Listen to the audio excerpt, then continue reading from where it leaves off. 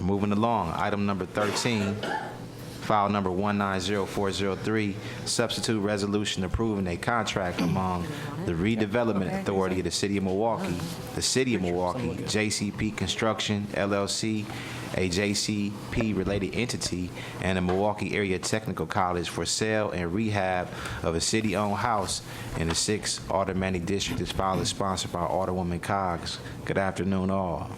Good afternoon, Chairman. Good afternoon, Matt Hazley, DCD Real Estate.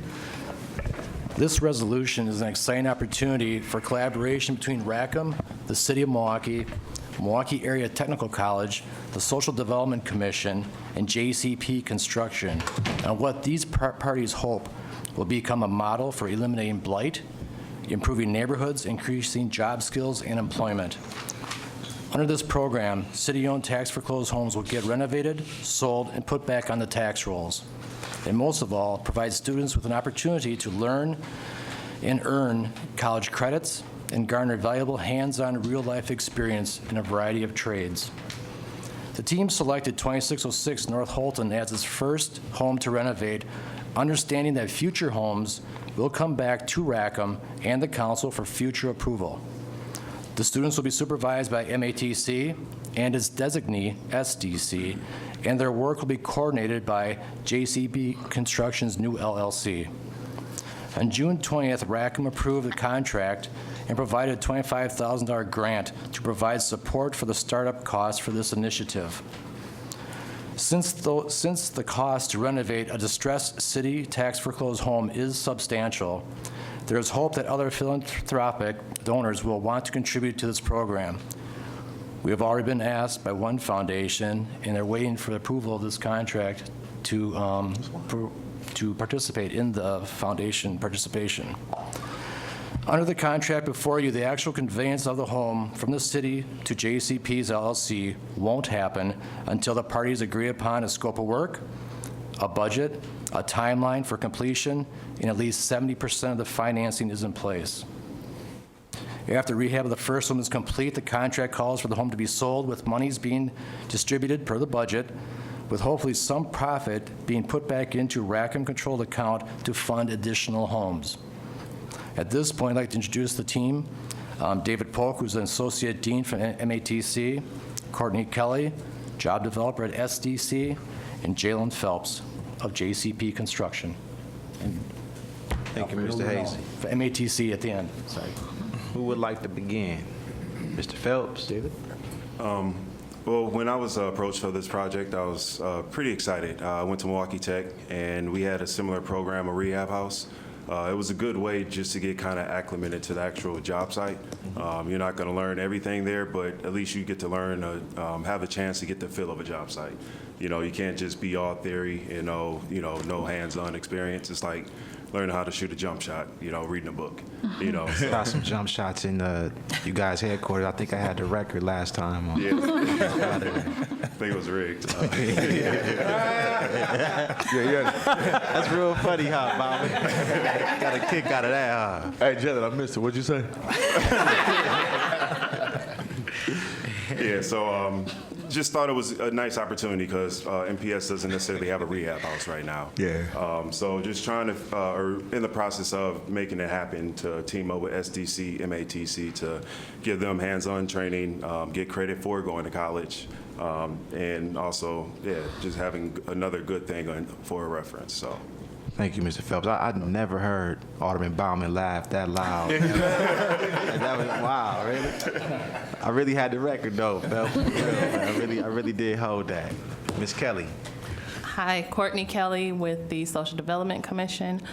We were asked to be a part of this project, actually under MATC. We are already a partner with them on several other programs like our education. Mr. Polk comes in and speaks to our students who are in our construction training program. So when brought the opportunity, We thought this is something that would fit and just enhance what we're doing. We already have a pre-existing pre-apprenticeship program where the students are being introduced to construction and the trades. They do participate in hands-on activities, but this is again going to supplement that. It gives them the more ongoing. A lot of our students tell us that they want to continue to do that because, as Jalen said, that's kind of where you learn by doing. This also is a good fit to just help pathway them. You know, those who are thinking about the trades, here's your opportunity to set that package up. You can get your prior learning credit, expand on some additional credentials, you're getting exposed to contractors, and again, you're helping the community. We already, as we said, have wraparound services, so we will continue to service students in the program with other supportive needs, and just thought that this would be just a great fit to set those people up for success. Wonderful. Thank you, Ms. Kelly. Mr. Pope. David Polk, Associate Dean of Apprenticeship at MATC, also a Tech Trojan grad. So I don't know about that record. I think you're right. Had to come back up there. But It's crazy. I myself as a tradesman, I was also a product of the rehab house at Milwaukee Tech. And that said, being Associate Dean at MATC, one of the problems that we don't have is our students being employable. So to partner in a project like this, where we can help to pathway SDC students into MATC, put them in our trades programs, and upskill them not into job possibilities, but career possibilities, likely via apprenticeship, is a no-brainer, I think, for everyone involved here. That said, to replicate the rehab house project that happened at Tech is near and dear to my heart, and it's also replicating a project that had high success. A lot of the tradesmen that you all know probably in the community that own businesses or are superintendents or business owners are products of Tech and that program. So there is a model that was very, very successful that for some reason we went away from. Me being in a position that I am right now, I'm in position to help bring that model back. And that's why this project became really near and dear to me, to make it happen and make it work. Wonderful. Thank you, Mr. Pope. And do we have any further thoughts or comments that would like to be shared by your team? I'm just backing everybody up. When they mess up, I kick in. Right. And by the way, in the 8th grade, I had 38 points in the tournament. We're about to verify that. That's fine. It is a lot, 38 points. And I was, I'm still If you could introduce yourself for the My name is record. Al Luna, or Alfredo Luna. I am the Associate Dean in Construction Trades. Wonderful. This is not our first gig. We've done this before through Redevelopment Milwaukee, where we actually brought in like 49 students that were from the Department of Corrections. There were 41 graduates, 4 of them were women, and they worked in with also another construction company to get this going, and we were very successful. I developed like 4 a helper for air conditioning, plumbing, carpentry, and electricity. So this is not new to us, and what we're doing now is a segue to better things, because we not only are we providing the inner city family supporting jobs, but training that they can go back, get dual credit, and get their 1-year diploma or 2-year associates, or in any area that they choose in construction trade. So it's a good thing. It's a great model, and I think you guys should support it. So Thank you very much. Alderman Perez. Where's all this training happening on the MATC side? of course, a few years ago, about 4 or 5 years ago. Just give the location. No. It's a national, an eighth national, There's a switch right yes. there, so. An eighth national. We How many assists did you have that game when you scored 30? not too many. No, but we do have a MATC national, and that's where we have what we call the construction hub, and that's where we do a lot of our training there. By the way, 85% of our student population is Afro-American. Wonderful. Mr. Chair, I mentioned that because not only am I proud of that location and what it's doing, but we really want to help get the word out because although we may have a plumbing class in the morning, we want to get more students in, so we have one in the afternoon.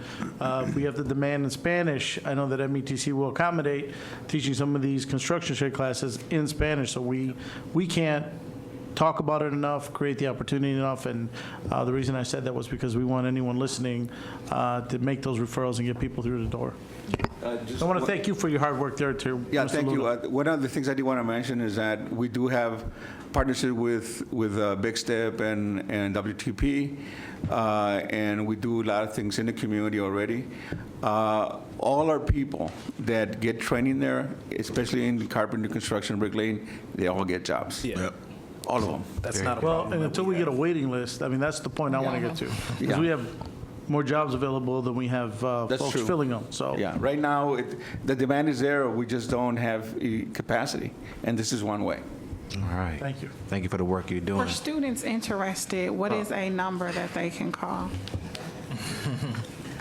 So we're thinking of to pathway students through SDC. So if they were to inquire at SDC and start going through their program, the benefit of us all collaborating is that SDC has the wraparound services that MATC does not have. The dream pathway, in my opinion, would be to pathway through SDC. So you may have someone challenged with driver's license or high school diploma. You need a high school diploma to participate in apprenticeship. So the pathway will be through them to pathway onto MATC's campus. Pick a pathway, plumbing, carpentry, electric, we have everything. Pick a pathway from that program, and then we take over. But those students are still within the wraparound services of SDC, even as MATC students. So they can utilize us both in those services. From there, as Al Luna alluded to, we don't have the problem of placing our students into career opportunities. So this is the pathway to career-changing and life-changing opportunities. We don't want our students to be in jobs. We're a career training institution, and that's where we want them to go. Gotcha. And Courtney, what's that number? The number is 414-906-2714, and we can share flyers as well. Some of you may have it. I think I've seen it posted in City Hall, but we'll definitely make sure it's sent out. Alderman Stanford has them. I do. Mr. Chair.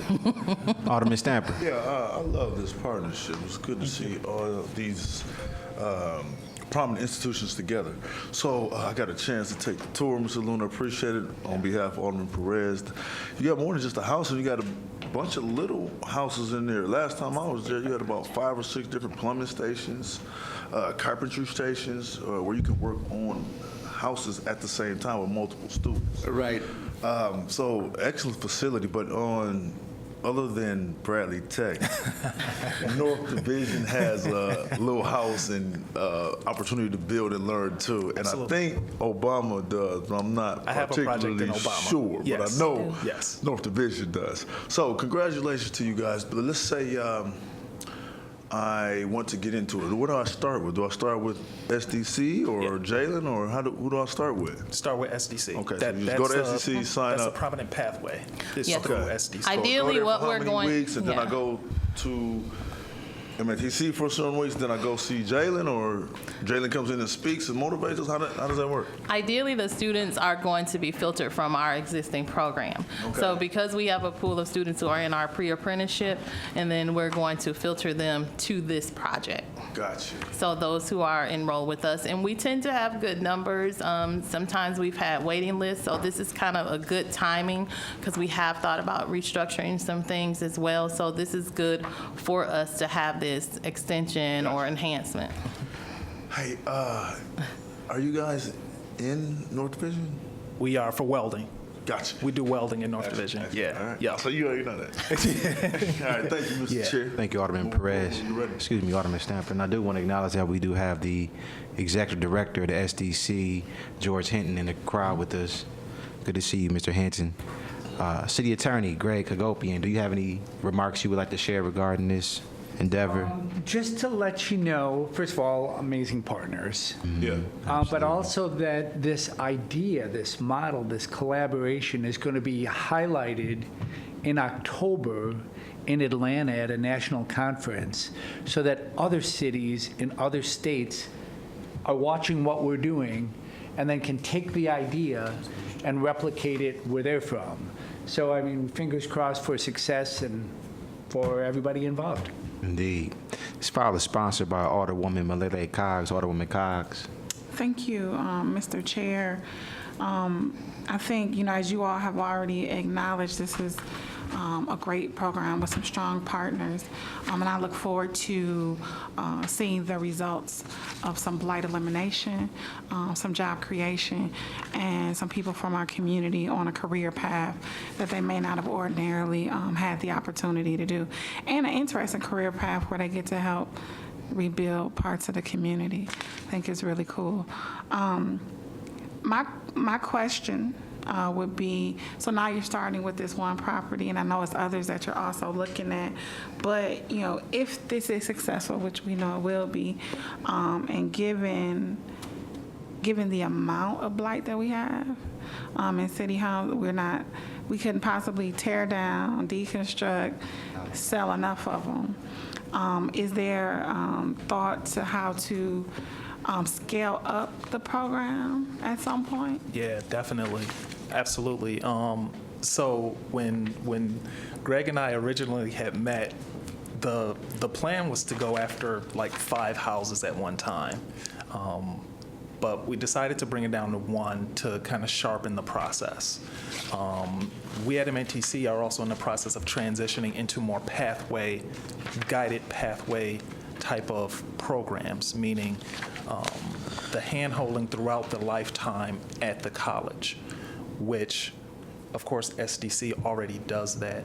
So as said, we wanted to take this project, sharpen our sword, and then branch out.